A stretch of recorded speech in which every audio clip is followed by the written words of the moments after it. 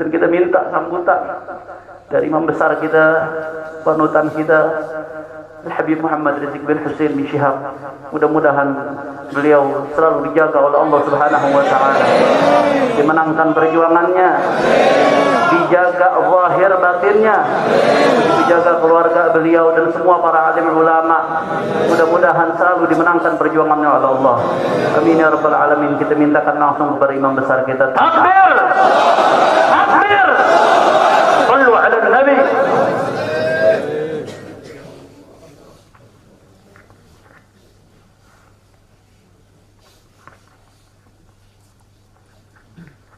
Assalamualaikum warahmatullahi wabarakatuh.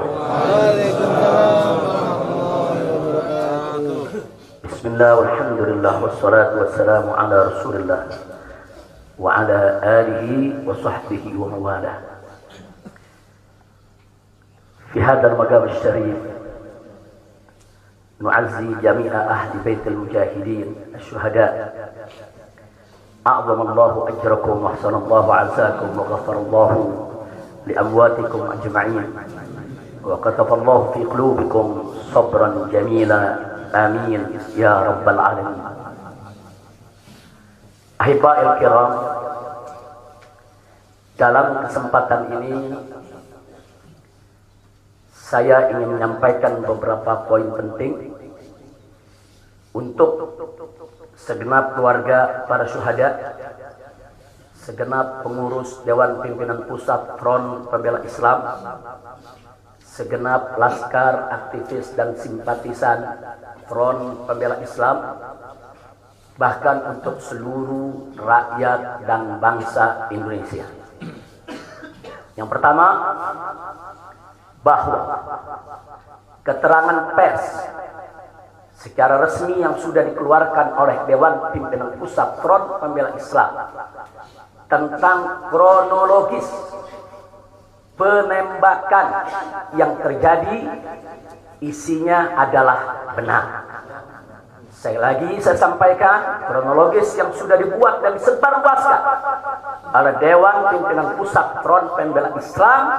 Saya memberikan kesaksian sebagai salah satu saksi korban yang ada dalam kejadian bahwa isi keterangan pers itu benar.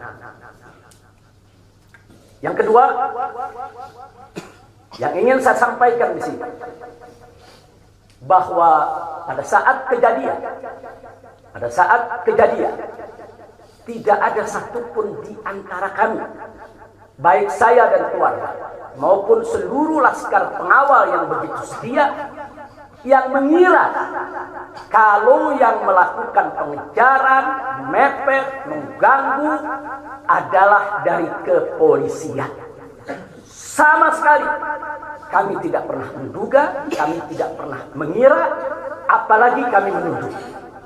Yang kami tahu, mereka adalah orang-orang jahat yang ingin mencelakakan kami. Dan jumlah mereka bukan 1, 2, 3 mobil.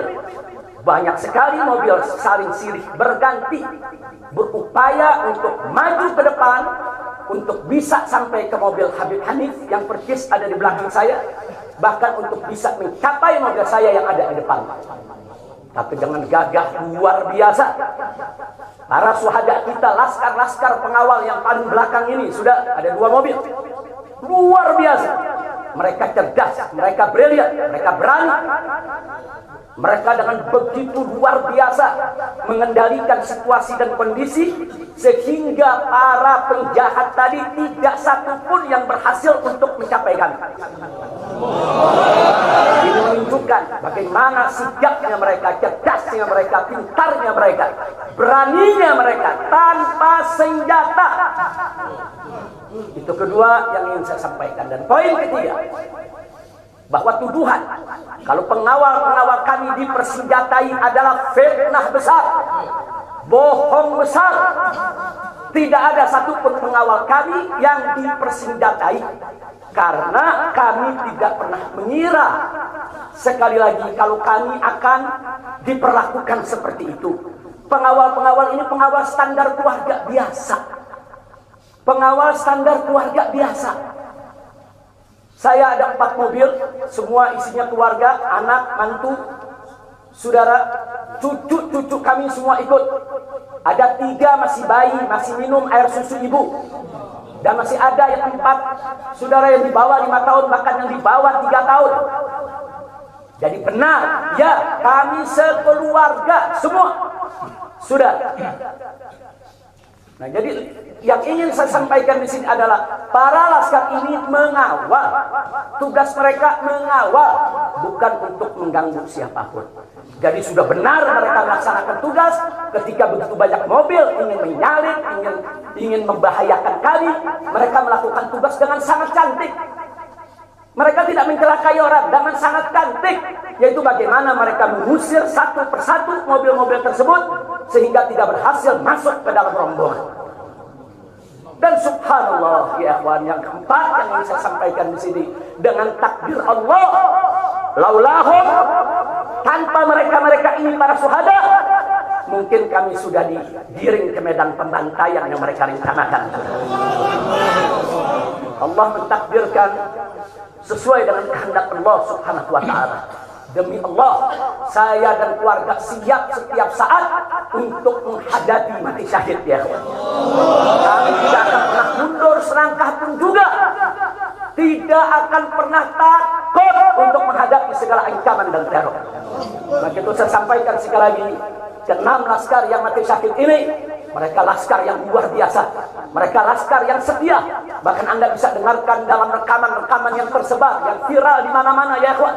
Bagaimana mereka tertawa, saudara, senang begitu melihat saya dengan keluarga semua sudah terbebas dari kejaran.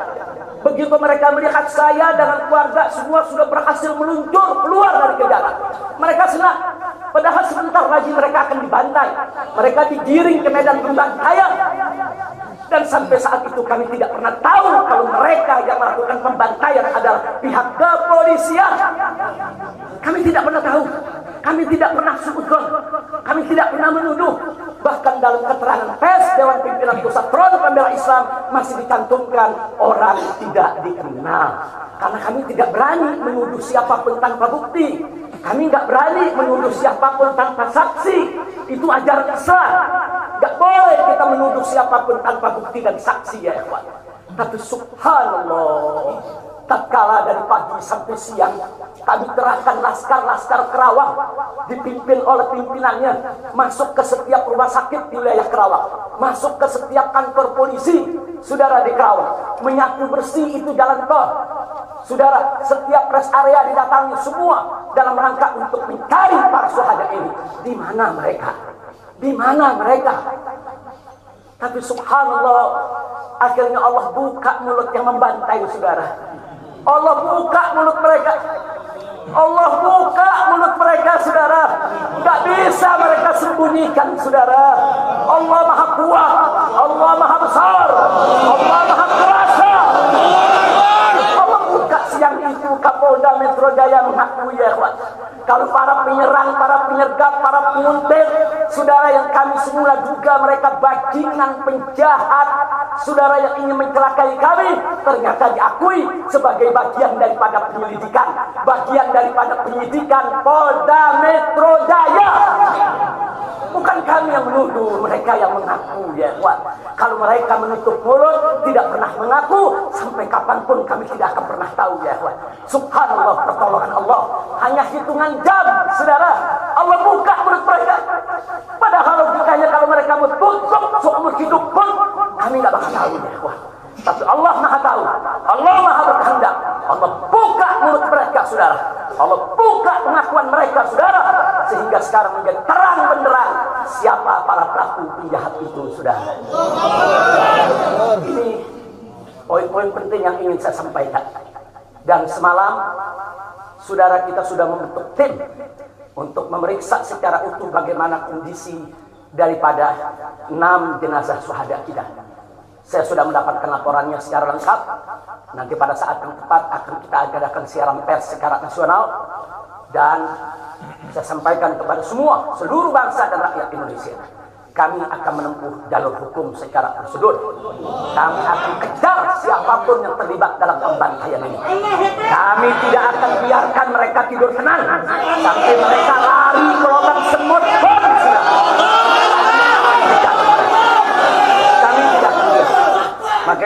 meminta kepada seluruh rakyat dan bangsa Indonesia, tahan diri, sabar. Kita hadapi dengan elegan. Kita tempuh prosedur hukum yang ada. Karena kalau prosedur hukum ini ditempuh dengan baik, insya Allah semua akan terbongkar ya. Siapa yang melakukan pembantaian di medan lapangan, sampai siapa yang menjadi otak saudara yang mengatur ini semua akan terungkap. Tapi kalau Anda emosi, kalau Anda berjuang sendiri-sendiri, maka ini akan terkubur, tidak akan pernah terungkap ya kawan. Maka itu saya minta sekali lagi, sabar. Sabar. Ada saatnya ya kawan. Ada saatnya kita akan melakukan perlawanan. Ada saatnya ya kawan.